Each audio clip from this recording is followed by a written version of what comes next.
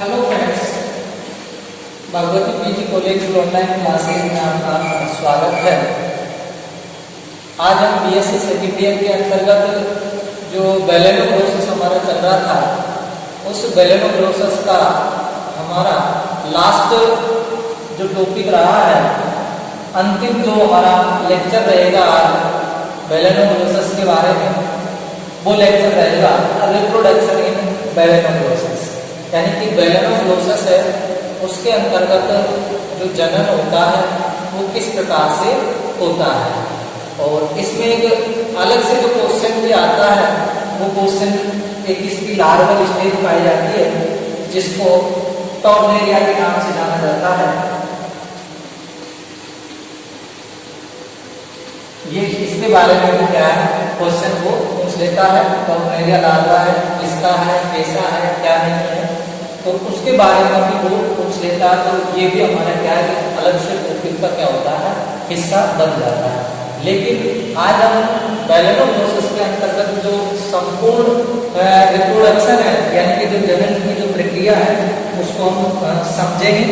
तो सबसे पहले तो हमें ये ध्यान होना चाहिए कि जो बेलेनो प्रोसेस हेमिकोटेटा का जो सदस्य है, उसके अंतर्गत अगर हम देखते हैं तो बेलेनो प्रोसेस एक लैंगिक जंतु होता है।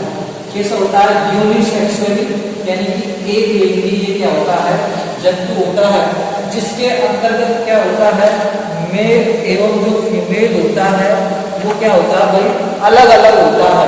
यानी कि नर एवं जो मादा पाया जाएगा वो कैसा पाया जाएगा, अलग अलग है वो पाया जाएगा। तो कहने का मतलब क्या हुआ, इसके अंतर्गत लैंगिक द्विरूपता, सेक्सुअल मॉर्फिज्म है, वो क्या होती है, इसके अंतर्गत एब्सेंट होती है। क्या एब्सेंट होती है, लैंगिक द्विरूपता। इसका मतलब क्या होता है, यानी कि कोई भी जो प्राणी होता है, उस प्राणी को बाहरी रूप से देखकर आप पहचान लेते हो कि ये मतलब मेल है या फीमेल है। इस आधार को क्या कहा जाता है, लैंगिक द्विरूपता, जो कि बेलेनो प्रोसेस है उसके अंतर्गत क्या होती है, एब्सेंट होती है। बेलेनो प्रोसेस में लैंगिक द्विरूपता है वो नहीं पाई जाती है। यानी कि आप सामान्यतः स्पष्टतः उसको मतलब देखकर नहीं पहचान सकते कि मेल है कि फीमेल है। केवल अगर इनमें पहचानने का थोड़ा सा अगर लक्षण पाया जाता है तो वो क्या होते हैं, इसके अंतर्गत गोनाड्स होते हैं। उन गोनाड्सों के रंग के आधार पर मेल एवं फीमेल में क्या किया जाता है, अंतर किया जाता है। जैसे एक हल्का सा मैं डायग्राम यहाँ पर बना देता हूँ। ये अपना क्या है, बेलेनो प्रोसेस, और बेलेनो प्रोसेस का ये क्या है, प्रोबोसिस पार्ट है। ये प्रोबोसिस, ये इसका कोलन पार्ट है, और ये इसका ट्रंक क्षेत्र होता है। अब इस ट्रंक क्षेत्र के अंतर्गत इस प्रकार से जेनाइटल बिंब पाए जाते हैं। क्या पाए जाते हैं इसमें, ये जेनाइटल बिंब पाए जाते हैं। और ये जो मध्य होता है, इसके मध्य पर क्या पाया जाता है, एलिमेंट्री कैनाल पाया जाता है। और इसके दोनों कतारों में इस प्रकार से क्या पाए जाते हैं, इसके गोनाड पाए जाते हैं। गोनाड पाए जाते हैं, क्या पाए जाते हैं, दोनों कतारों के अंतर्गत इसके अंतर्गत गोनाड है वो पाए जाते हैं। अब देखिए ये जो गोनाड है, ये इन गोनाड से प्रत्येक गोनाड से रक्त निकलती है, जिसे हम गोनाड रक्त के नाम से जानते हैं। यानी कि जनन नलिका निकलती है, और ये जनन नलिका एक पोर के द्वारा ओपन होती है बाहर की ओर, जिसको हम गोनोपोर के नाम से, गोनापोर के नाम से जानते हैं। यानी कि जनन छिद्र के नाम से जानते हैं। और ये जनन छिद्र होते हैं, जनन जो छिद्र होता है यानी कि गोनोपोर, ये बेलेनो प्रोसेस के अंतर्गत जो क्या होते हैं, सीलिया क्या नाम से गिलपोर होते हैं। गोनोपोर कहाँ पर होते हैं, जहाँ पर गिलपोर होते हैं, वहां पर ये ओपन होते हैं बाहर। और बाहर अपने क्या है, ये जैसे ही गैमेट होते हैं, यानी जैसे नर है, नर के अंतर्गत टेस्टी पाए जाएंगे, और टेस्टी के अंतर्गत क्या होंगे, यानी कि उनकी जो ग्रसन होंगे उन ग्रसन के अंतर्गत स्पर्मेटोजेनेसिस की प्रक्रिया होगी, जिसके फलस्वरूप इसका स्पर्म का निर्माण होगा और उस स्पर्म को बाहर त्याग दिया जाता है। कहाँ त्याग दिया जाता है? जल के अंदर उसको त्याग दिया जाता है। इसी प्रकार से अगर फीमेल की बात करते हैं तो उसके अंतर्गत फीमेल मोनाड यानी कि ओवरी होती है, उस ओवरी के अंतर्गत ओवा यानी कि अंडाणु का निर्माण होता है और वो oogenesis की प्रक्रिया के द्वारा इसके अंतर्गत निर्माण होता है। और जो बेलेनोग्लोसस है उस बेलेनोग्लोसस के अंतर्गत बाह्य निषेचन यानी कि एक्सटर्नल फर्टिलाइजेशन की जो प्रोसेस है वो पाई जाती है। अब देखो इसमें अगर बेलेनोग्लोसस की हम बात करते हैं तो इसमें 3 प्रकार से जनन होता है, या हम अगर रिप्रोडक्शन का अगर स्टडी करना चाह रहे हैं, इस रिप्रोडक्शन का स्टडी हम जो करेंगे वो निम्न पॉइंट के द्वारा कर सकते हो। ये इनका क्या है? इंडेक्स है, इनके द्वारा आप करेंगे कि इसमें क्या होता है? एसेक्सुअल पाया जाता है, रीजनरेशन यानी कि पुनरुद्भव की प्रक्रिया भी पाई जाती है, सेक्सुअल रिप्रोडक्शन यानी कि इसमें लैंगिक जनन भी पाया जाता है, फिर इसमें फर्टिलाइजर कैसे होता है, pre oral pre larva development है यानी जो लार्वा से पूर्व का परिवर्तन है वो कैसा होता है, और लार्वा का परिवर्तन कैसा होता है, फिर टोर्नेरिया लार्वा इसका बन जाएगा, फिर उसमें मेटामॉर्फोसिस की प्रक्रिया के द्वारा किसका निर्माण होता है? बेलेनोग्लोसस का। तो सबसे पहले हम लेते हैं यहाँ पर एसेक्सुअल रिप्रोडक्शन। एक साइंटिस्ट हुए थे, इन साइंटिस्ट का नाम था गिलक्रिस्ट। ये जो वैज्ञानिक है इन्होंने 1963 के अंतर्गत क्या बताया था कि जो बेलेनोग्लोसस है उस बेलेनोग्लोसस के अंतर्गत अलैंगिक जनन पाया जाता है। और वो अलैंगिक जनन इस प्रकार से पाया जाता है कि इसका जो ये ट्रंक वाला क्षेत्र होता है, ये ट्रंक वाला क्षेत्र, ये ट्रंक वाला क्षेत्र होता है अपने आप को तोड़ता रहता है, कट ऑफ करता रहता है अपने आप को, यानी जैसे यहाँ से तोड़ दिया, यहाँ से तोड़ दिया, इस प्रकार से ये बेलेनोग्लोसस होता है समर सीजन यानी कि गर्मियों के सीजन के अंतर्गत अपने आप को क्या करता रहता है? तोड़ता रहता है, जिसके द्वारा इसका टूटा हुआ जो प्रत्येक भाग होता है उस भाग से नए बेलेनोग्लोसस का निर्माण होता है। ऐसा किन साइंटिस्ट ने बताया था? गिलक्रिस्ट ने, एडम गिलक्रिस्ट ने इसको क्या नाम से गिलक्रिस्ट ने इसको बताया था, जिसके अंतर्गत जो ट्रंक पार्ट है उसमें अपने ट्रंक पार्ट को ये क्या करता है? तोड़ता रहता है, कट ऑफ करता रहता है, जिससे उस टूटे हुए भाग से पुनः वापस नए बेलेनोग्लोसस का क्या हो जाता है? निर्माण हो जाता है। तो इस प्रकार से इसमें क्या पाया जाता है? एसेक्सुअल रिप्रोडक्शन यानी कि अलैंगिक जनन पाया जाता है। अब इसके अंतर्गत रीजनरेशन पुनरुद्भवन को हम देखते हैं तो बेलेनोग्लोसस के अंतर्गत जो पुनरुद्भवन होता है वो पुनरुद्भवन इसके जैसे प्रोबोसिस पार्ट, पोलर पार्ट और ट्रंकिसिटी यानी कि प्रोबोसिस पार्ट में भी इसमें क्या पाया जाता है? रीजनरेशन की प्रोसेस होती है।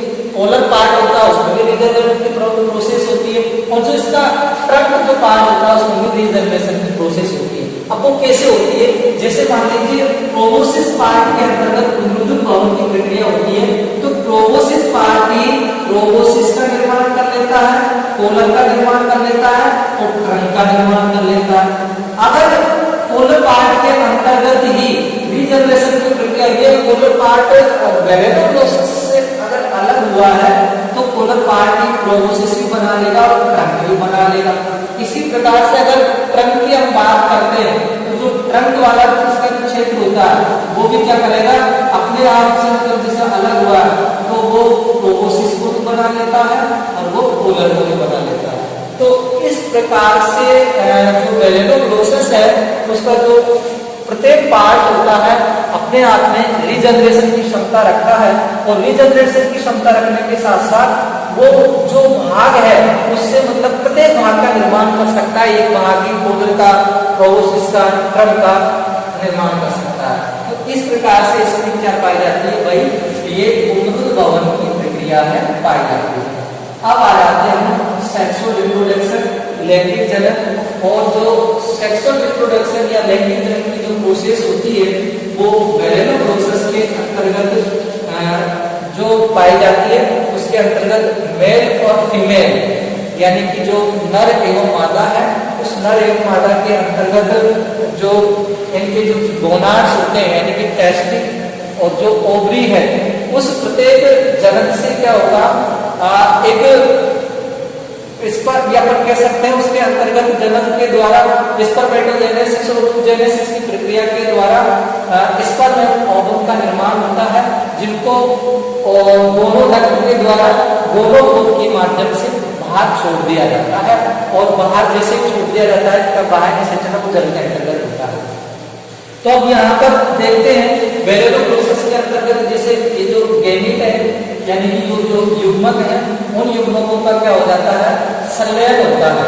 अब जैसे ही इनके गेमीट का संलयन होता है तो जाइगोट बनता है। उस जाइगोट के अंतर्गत क्या होता है, विदलन की प्रोसेस होती है, जिसे अपन क्या बोलते हैं, क्लीवेज, यानी कि विदलन की प्रोसेस होती है। अब विदलन की प्रोसेस के अंतर्गत क्या होता है, जब एक सेल होती है वो दो सेल में, दो सेल होती है वो 3, 4, 5 में, इस प्रकार से क्या हो जाती है, डिवाइड हो जाती है।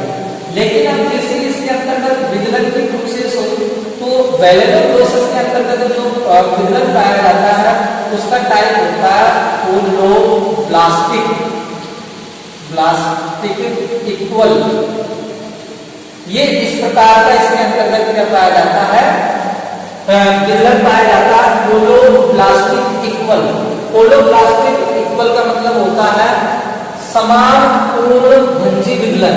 इसका मतलब क्या होता है, जैसे मान लीजिए यहाँ समझेंगे, यहाँ देखेंगे कि इसके अंतर्गत जैसे मान लीजिए कोई भी जो जाइगोट होता है, तो जाइगोट के अंतर्गत ये एक जाइगोट है, इस जाइगोट के अंतर्गत एक प्रकार से डिस्क पाई जाती है जिसको हम जर्मिनल डिस्क के नाम से जानते हैं। जीडी जर्मिनल डिस्क है, उसके नाम से हम जानते हैं।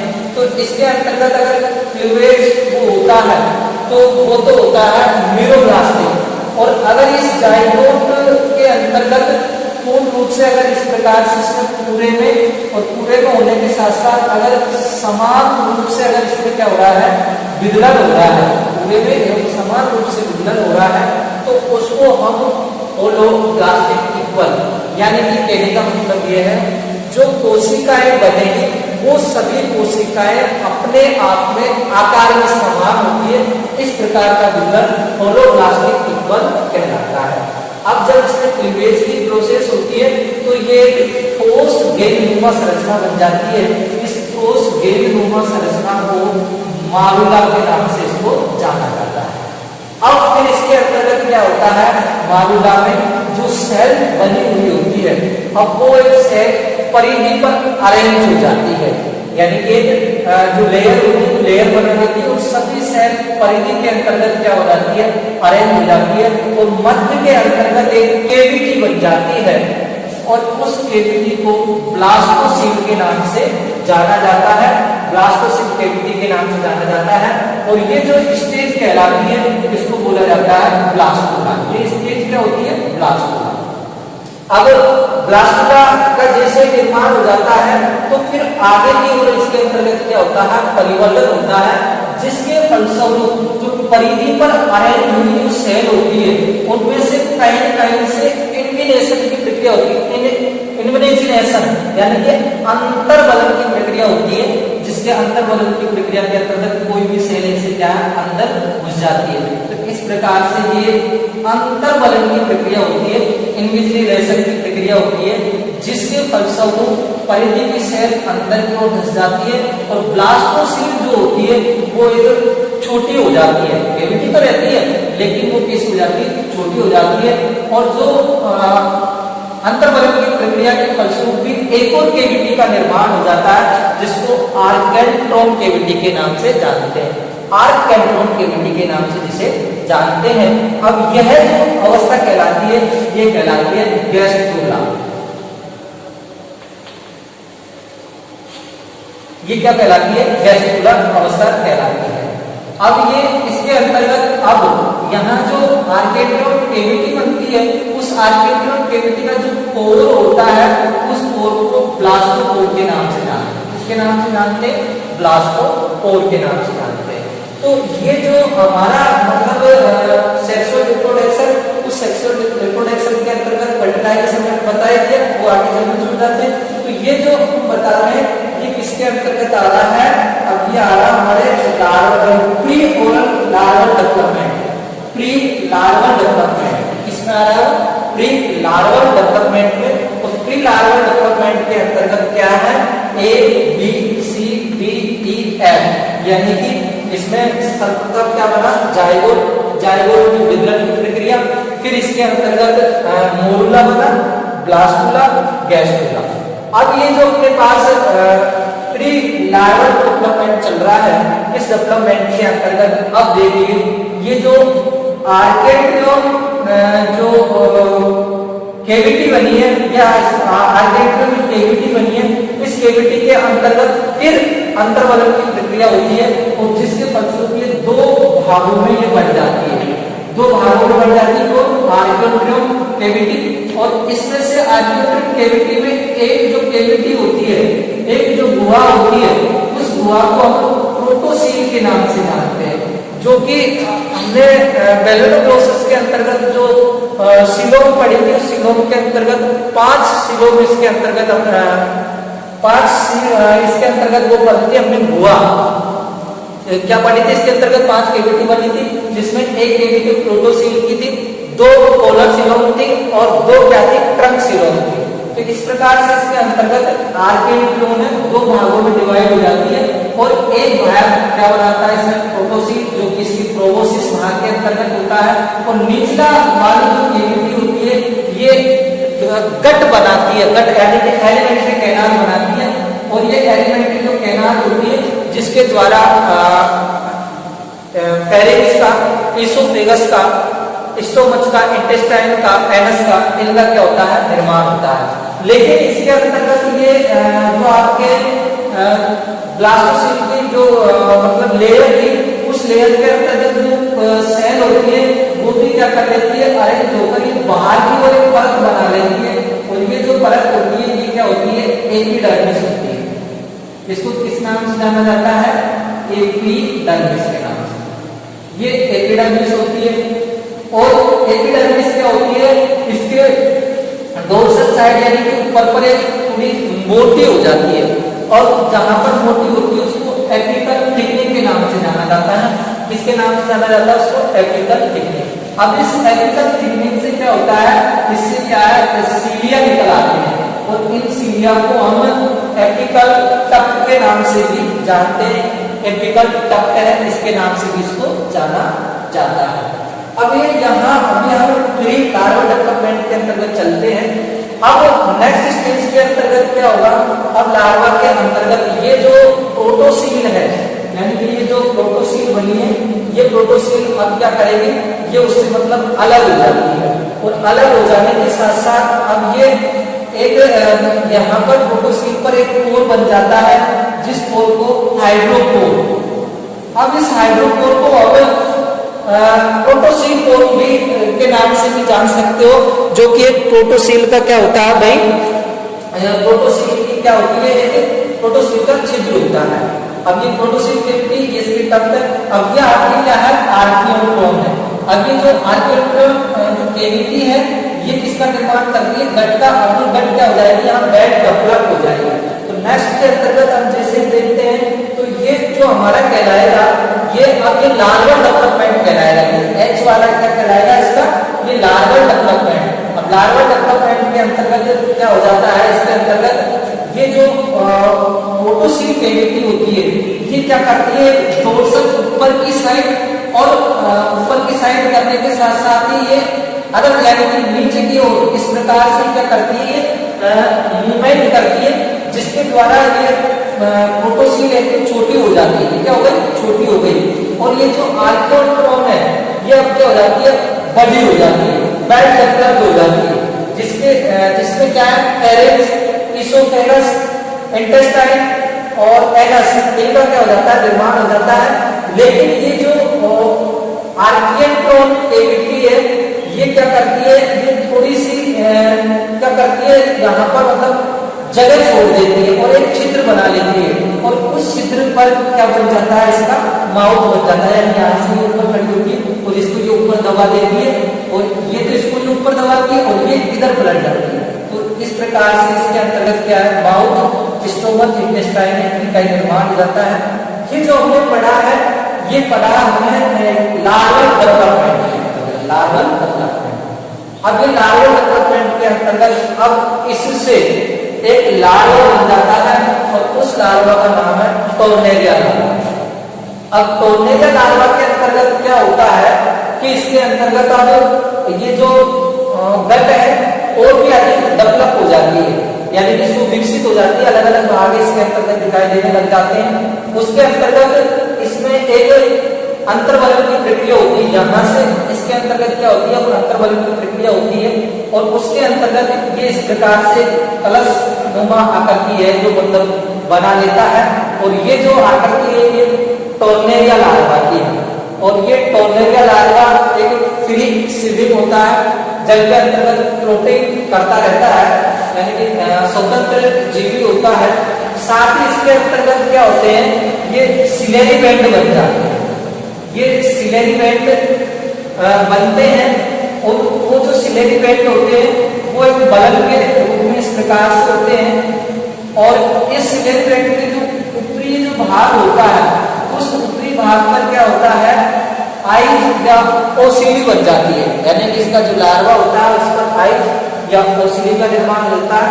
इसमें दो प्रकार के बैंड बनते हैं, एक तो होता है सिलेरी बैंड, एक होता है टीलियोनॉक्स बोन। इसको एंटीरियर बैंड के नाम से भी जाना जाता है, इसको पोस्टीरियर बैंड के नाम से भी जाना जाता है। तो पोस्टीरियर जो बैंड होता है उसके अंतर्गत एनस एवं ट्रंक व हिपेटिक रीजन वाला क्षेत्र होता है पोस्टिपेटिक, इसमें कोलर कोलोसिस वाला क्या होता है, क्षेत्र होता है। ये एक क्या है अपने टोर्नेरिया लार्वा के बारे में होता है।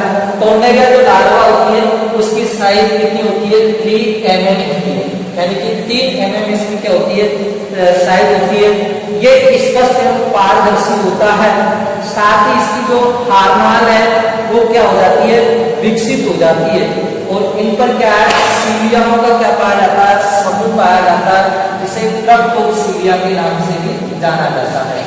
साथ ही अगर हम बात करते हैं इसके अंतर्गत जो ये सिलेरी बैंड है इसको सर्कम सिलेरी या पोलर सिलेरी बैंड के नाम से भी जाना जाता है, जो ये क्या करता है, जलधारा उत्पन्न करता है और भोजन को ग्रहण करने का कार्य इसके द्वारा किया जाता है, इसके द्वारा किया जाता है। फिर इसके अंतर्गत अब यहाँ पर इंटीग्रेशन की प्रक्रिया और अधिक होती है यहाँ से, जिससे दो भागों का निर्माण हो जाता है, एक तो ओवोसिस भाग का निर्माण हो जाता है और एक इसका हो जाता है कोलन भाग का निर्माण हो जाता है।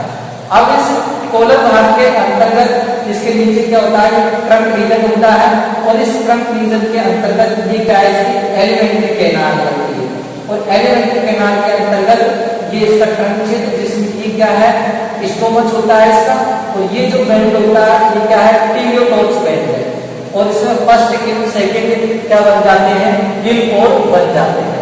फिर उसके बाद में इसका और जो प्रोसेस होती है वो प्रोसेस होती है इसमें मेटामॉर्फोसिस, और मेटामॉर्फोसिस के अंतर्गत ये JIJK यानी कि दोनों का मतलब विकास होता है, जिसके अंतर्गत ये 2 गिलपोर है उससे 4 गिलपोर बन जाते हैं, प्रोबोसिस कोलर ट्रंक क्षेत्र बन जाता है और ये क्या होता है, BD बकल डायमेट्रिक उदम होता है, जिसको पहले नोटाकोड मान लिया गया है। तो एक जो बेलेनो प्रोसेस है उसके अंतर्गत क्या होता है भाई, जो रिप्रोडक्शन की जो प्रोसेस होती है वो होती है, जिसके द्वारा मतलब इसमें लार्वल अवस्था और इसमें कौन सा पाया जाएगा, इसमें एपिटेक्स मतलब पाया जाएगा, जिसके अंतर्गत लार्वा अवस्था इसमें पाई जाती है। इसमें तो सेक्सुअल आपने पढ़ा, regeneration, asexual regeneration, sexual fertilization, pre larval development, जिसके अंतर्गत हम यहाँ तक पढ़ते हैं जी लार्वल डेवलपमेंट के अंतर्गत ये, और ये कौन सा आपका टोर्नेरिया लार्वा है। फिर उसके बाद मेटामॉर्फोसिस के द्वारा ये क्या हो जाता है, इसमें वेलेनोग्लोसस है उसका क्या हो जाता है भाई, निर्माण हो जाता है। तो इस प्रकार से जो क्या नाम से वेलेनोग्लोसस है उसके अंतर्गत रिप्रोडक्शन की जो प्रक्रिया है वो कंप्लीट होती है और आई होप, मैं आशा करता हूँ कि मेरा पढ़ाया हुआ आपको समझ आया होगा। और इसके अंतर्गत इस प्रकार से हमारा मतलब क्या है, वेलर प्रोसेस है वो क्या होता है भाई, कंप्लीट होता है। ज़्यादा इसके अंतर्गत ये आपको 8 पॉइंट आपको याद करने हैं। अलैंगिक जनन है, अनुरूप भवन है, लैंगिक जनन है और निषेचन। निषेचन मैंने आपको बताया ढाई प्रकार का होता है। वो जल के अंतर्गत किसको त्याग देते हैं, वो अपने जो गोनाड्स यानी कि स्पर्म ओवम होते हैं उनको त्याग देते हैं, इसके द्वारा निषेचन की प्रक्रिया।